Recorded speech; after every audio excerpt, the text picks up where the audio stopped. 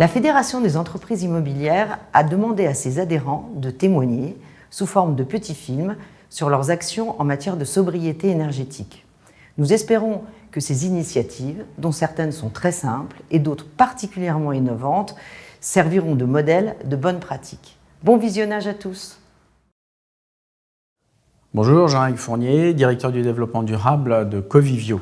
Pour Covivio, les mesures que nous avons adoptées dans le cadre du plan national de sobriété énergétique s'inscrivent dans une dynamique beaucoup plus large qui procède à la fois des initiatives conduites dans le cadre du décret tertiaire en coordination avec nos locataires et avec nos exploitants et plus largement de la conduite de la performance énergétique et carbone sur nos portefeuilles détenus.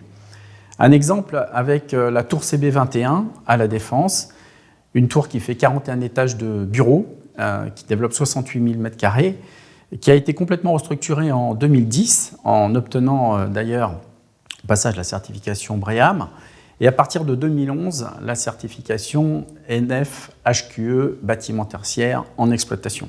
C'est un immeuble sur lequel on a continuellement progressé, toujours en coordination avec nos locataires et avec l'exploitant, avec les fournisseurs. Plus récemment, nous avons notamment à partir de 2018 souscrit un contrat de performance énergétique. En 2020, nous avons mis en place un système que nous avons déployé sur notre portefeuille d'immeubles gérés en direct, qui consiste en une télésurveillance pour avoir une information en continu et en direct, en temps réel sur les actifs et en coordination avec un energy manager. À partir de 2021, nous avons mis en place des ascenseurs à récupération d'énergie, c'est-à-dire que l'énergie ainsi produite sert à éclairer les différents halls de l'immeuble. Et puis plus largement, cet immeuble, comme bien d'autres, profite de notre politique bas carbone, notamment via un plan pluriannuel de travaux et via un recours à une énergie verte à 100%. CB21, en décembre 2022, a remporté le trophée Cube 2020 dans la catégorie actif de Paris-La Défense, avec une baisse des consommations d'énergie sur 12 mois de moins 22% et sur le carbone de moins 17%. On le voit pour Covivio, la performance énergétique et carbone s'inscrit dans la durée à tous les stades de vie de l'immeuble, construction, rénovation, exploitation. Bonjour, Benjamin Fiquet, directeur du property et de l'exploitation responsable pour ICAD. Pour ICAD, nous plaçons la question environnementale au cœur de notre raison d'être. Faire mieux, faire moins, faire plus, faire ensemble. Faire moins. Moins d'impact environnemental avec une trajectoire carbone de moins 60% certifiée SBTi entre 2019 et 2030. Faire moins d'impact, notamment sur les questions de mobilité, en favorisant la pratique de la mobilité douce, en lançant et initiant les bicycles pour favoriser la pratique du vélo en ville. Faire mieux. Mieux, notamment en travaillant les solutions fondées sur la nature, telles que l'expérimentation à un toit vert et solaire, ou par l'alliance des panneaux photovoltaïques et des toitures végétalisées, nous permettons à la fois une amélioration du rendement des panneaux photovoltaïques, mais nous favorisons aussi la biodiversité et les solutions de récupération d'eau et de maintien de l'eau. Une solution innovante, à l'instar de ce que nous faisons sur la géothermie. Faire moins, c'est également mieux piloter, mieux outiller nos bâtiments pour gagner en flexibilité et en solutions de sobriété. Faire plus. Plus de solutions pour favoriser l'économie circulaire et le réemploi, notamment avec Cycle Up. Faire plus pour la construction bois et les solutions bas carbone, en lançant l'initiative Urbain des Bois, société majeure dans la construction bois en France. Faire plus sur les questions liées à l'usage et à la sobriété du bâtiment pour gagner en efficacité énergétique. Mais tout cela, c'est le faire ensemble. Faire ensemble, à la fois avec nos actionnaires, c'est le sens de la résolution Say on Climate and Biodiversity, votée à l'Assemblée Générale et revotée cette année, avec le soutien de plus de 99% de nos actionnaires pour soutenir notre engagement pour le climat. Faire ensemble avec nos clients en logeant la question du climat au cœur de la relation contractuelle traditionnelle, le bail engagé climat. C'est une action pilotée, transparente, engageante permettant bailleurs et preneurs de travailler ensemble à la recherche du moindre impact. Ensemble avec l'ensemble de la filière de l'immobilier, orientée vers cette recherche de la performance, que ce soit les utilisateurs, que ce soit l'ensemble des gestionnaires, les mainteneurs, au sein de la Fédération d'entreprises de l'immobilier, avec la commission sobriété, c'est ce qui nous a animés tout au long de l'hiver dernier, à la recherche de ce moindre impact.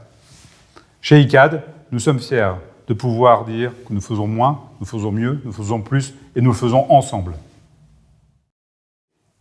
Bonjour à tous, Alexis Véron, directeur de l'ingénierie immobilière pour la France et pour l'Europe au sein des équipes d'Unibail-Rodamco Westfield. En 2022, l'ensemble du groupe s'est fortement mobilisé pour la sobriété énergétique, majoritairement autour de 3 grands points. Le premier, la sobriété énergétique et la mise en place de différentes mesures, qu'elles soient obligatoires ou optionnelles. Obligatoires, comme la réduction des rideaux d'air chaud, comme la modification des horaires des escalators, ou encore travailler sur l'intensité énergétique en différents points. Optionnel, par la mise en place d'un catalogue de 80 options que les sites pouvaient choisir en fonction des spécificités du site avec un seul objectif, réduire de moins 20% l'intensité énergétique.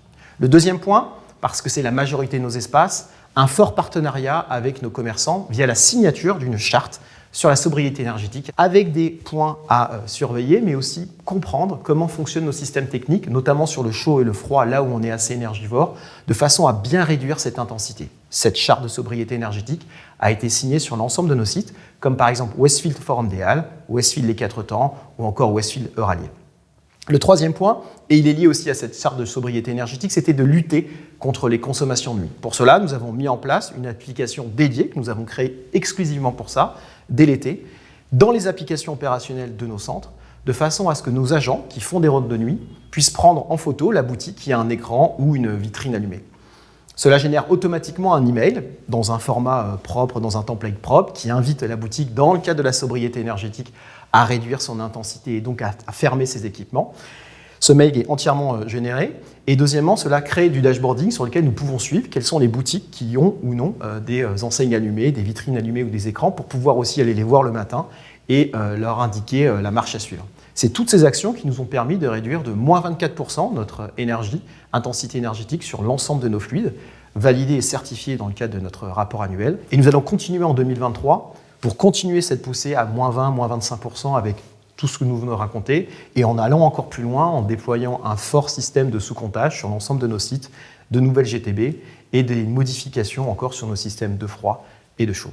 C'est ainsi, et tous ensemble avec nos commerçants, que nous allons continuer à réduire cette intensité énergétique et à travailler notre sobriété.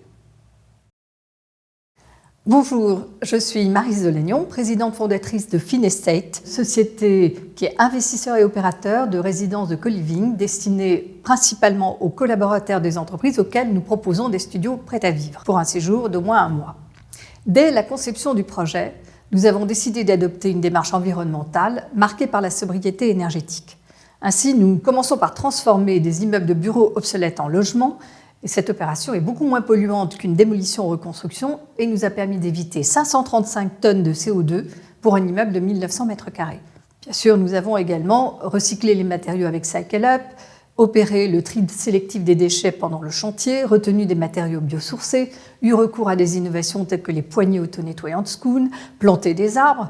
Mais c'est surtout dans le cadre de l'exploitation que la sobriété énergétique a été développée, de façon très classique.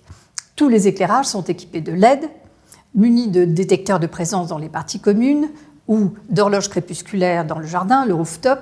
Les lampes de jardin sont à batterie solaire. Et par ailleurs, évidemment, toutes les fenêtres sont à très haute performance énergétique. Mais l'innovation la plus originale est sans doute la mise en place de douches avec économiseurs d'eau et d'énergie. La production d'eau chaude est décentralisée grâce à des chauffe-eau individuels et instantanés, et ce dispositif présente les avantages suivants. Il n'y a pas de perte thermique via un système de vidange, bouclage, stockage. Il n'y a pas de consommation d'eau inutile puisque la production se fait au plus près de la douche, alors qu'avec des ballons d'eau chaude, la déperdition de chaleur le long des tuyaux est de l'ordre de 40%. La consommation dépend uniquement de l'utilisation, donc il n'y a pas d'eau chaude stockée si le studio est vacant. Enfin, la température est ajustée par chaque utilisateur. Ainsi, pour 46 studios, l'économie d'énergie est estimée à 3000 kWh, soit un gain de 17% par an. Aymar de Germay, je suis secrétaire général d'Argan, une foncière spécialisée en immobilier et logistique premium. Pour certains, l'entrepôt, c'est finalement une maison des courants d'air. Et chez Argan, nous pensons que c'est un actif immobilier sur lequel on peut réaliser justement des efforts importants en termes d'efficacité et de sobriété, et tendre aussi vers l'autonomie énergétique. Alors comment fait-on cela ? Eh bien, depuis 10 ans, on s'investit sur ce sujet avec un grand plan de remplacement des éclairages vétustes en les remplaçant par des luminaires LED asservis à la présence et à la luminosité. Et puis, ça a été le déploiement de toitures photovoltaïques dédiées à l'autoconsommation de nos locataires avant le vote de la loi climat et résilience. C'est aussi un engagement en termes de certification avec le BREEAM Very Good qui est un minimum chez nous et qui se traduit bien sûr par une isolation renforcée. Aujourd'hui et demain, Argan, c'est autonome, c'est-à-dire l'entrepôt qui produit sa propre énergie verte à des fins d'autoconsommation. Comment ça fonctionne ?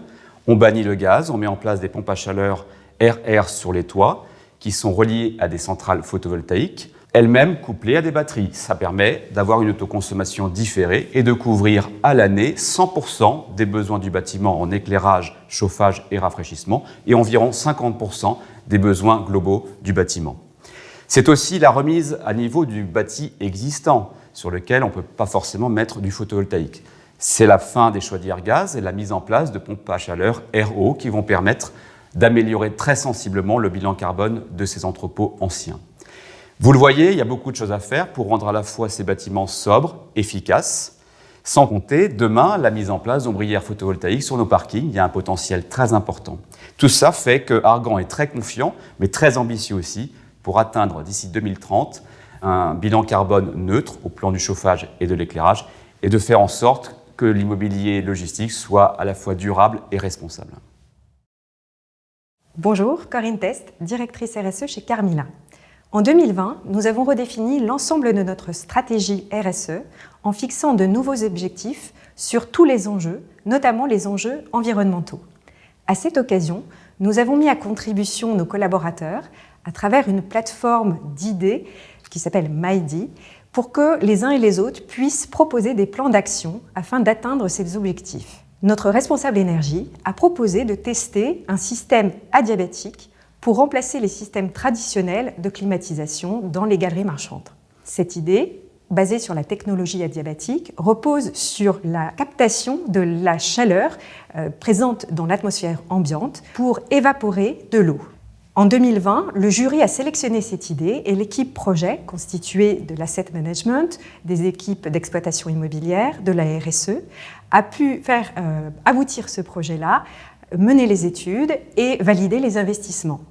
Dès 2022, nous avons pu mettre en service une première installation dans notre centre commercial à Orléans-Place d'Arc, puis une deuxième à Toulouse-Purpan. Au bout de 6 mois d'exploitation, nous avons constaté 50% d'économies sur les consommations électriques liées au chauffage et à la climatisation. C'est donc un franc succès, au-delà même des attendus sur cet objectif-là, si bien que nous avons validé le déploiement de 130 machines sur une vingtaine de galeries sur 2023. Bonjour, je suis Stéphane Blanc, directeur de l'ingénierie et de l'exploitation durable chez SFL. Bonjour, je suis Nicolas Tenvé, directeur du développement durable de SFL. SFL, foncière de référence de l'immobilier tertiaire prime parisien, a mis en place dès le mois d'octobre 2022 des mesures accrues de sobriété. Ces mesures n'ont pas nécessité d'investissement financier particulier et ont permis d'atteindre des réductions, corriger des conditions climatiques et des taux d'occupation de l'ordre de 10 à 15% sur plusieurs de nos immeubles. Notamment, la réduction de la consommation énergétique de l'immeuble #cloud.paris entre l'hiver 21-22 et l'hiver 22-23 est d'environ 15%. La première étape a consisté à rassembler et à mettre en mouvement les parties prenantes vers un objectif de réduction court terme. Nous avons donc engagé d'abord un dialogue technique avec les building managers et les mainteneurs multitechniques de chaque actif pour diagnostiquer les équipements et identifier les actions possibles à mettre en œuvre dans les parties communes. Et aussi une communication renforcée avec nos locataires pour les informer et les engager à déployer ces actions dans leurs parties privatives. Les actions techniques simples qu'on a pu mettre en œuvre sur notre immeuble sont notamment réduction de plage horaire de fonctionnement des centrales de traitement d'air et des ventiloconvecteurs, baisse des températures de consigne sur les températures de confort, réduction des plages horaires de fonctionnement des éclairages sur les éclairages permanents, réduction de la temporisation sur les éclairages qui ne sont pas permanents mais sur détection de présence, inciter les gens à utiliser moins leur télécommande, les utilisateurs qui avaient la possibilité jusqu'alors de modifier les points de consigne, on les a incités à moins les utiliser. Bref, toutes ces mesures simples à mettre en œuvre ont permis de réduire les consommations de l'ordre d'environ 15% sur la période hivernale. Je suis Marie Canton, directrice des Terrasses du Port à Marseille. Le groupe Amerson est engagé dans une politique de développement durable ambitieuse depuis 2015. Elle repose sur 5 piliers: la réduction de nos émissions de carbone, la gestion de l'eau et de la biodiversité, la gestion des ressources et donc des déchets, notre impact socio-économique et la gestion du risque climatique. Aux Terrasses du Port, nous avons la chance d'être un laboratoire d'initiatives innovantes pour le groupe Amerson. Je peux vous citer 2 exemples assez emblématiques. Nous avons plus de 5000 m² de panneaux photovoltaïques sur nos toits qui permettent de fournir 40% de l'électricité des parties communes nécessaires au centre commercial. Ça représente quand même cette année environ 400 000 € qui sont économisés pour nos locataires. Et le second, ce serait notre raccordement depuis 2021 à la centrale de géothermie marine Tassalia. Nous n'avons donc plus de gaz, réduit drastiquement nos émissions de carbone, et la massification de l'achat de l'énergie grâce à cette centrale de géothermie marine permet là aussi de réduire vraiment et contenir les coûts que nous refacturons à nos locataires. Nous avons encore des projets assez innovants. Par exemple, nous avons reçu les autorisations administratives qui nous permettent d'installer une station de microméthanisation sur nos toits pour gérer les biodéchets de nos restaurateurs. Nous allons donc produire du compost, de l'eau, mais aussi de l'énergie que nous allons réinjecter dans notre réseau. Enfin, nous sommes en train d'étudier la possibilité d'installer des éoliennes sur nos toits qui permettront de fournir l'électricité dont nous avons besoin la nuit, puisqu'un centre commercial, ça fonctionne 24 heures sur 24. Je suis Laurent Toulis, directeur du centre commercial Quartz à Villeneuve-la-Garenne pour le groupe Altarea. Nous avons réalisé un plan de sobriété sur 3 axes. Le premier axe, le pilotage au quotidien de nos consommations.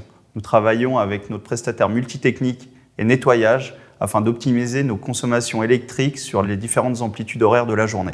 Concernant les éclairages, nous avons remplacé les équipements actuels par des équipements LED moins énergivores et nous avons passé les parties communes de notre centre en éclairage 1/3 au lieu de 2/3 sans impacter le parcours client. Sur les parkings, nous avons également réalisé un plan de sobriété. À l'ouverture du centre, nous n'allumons uniquement que le rez-de-chaussée. Puis à 9h30, à l'arrivée des premiers clients, nous ouvrons et allumons le premier étage de parking, puis le dernier étage au fur et à mesure de la journée selon la fréquentation. Sur la partie chauffage, ventilation, climatisation, nous avons mis en place un seuil de déclenchement, c'est-à-dire que nous lançons le chauffage du centre selon un seuil de température extérieure. Nous avons également lancé un pilotage de nos rideaux d'air chaud, notamment dans la zone restauration, afin d'optimiser les consommations du centre. Ce plan de sobriété a permis de réaliser 30% d'économies depuis sa mise en place, et notamment 36% sur le mois de janvier et 33% sur le mois de février. Depuis la mise en place de ce plan de sobriété jusqu'à la réception des factures de consommation mensuelles, chaque collaborateur est fier du travail réalisé. Nos prestataires également, et les clients ne voient pas de différence entre avant et après.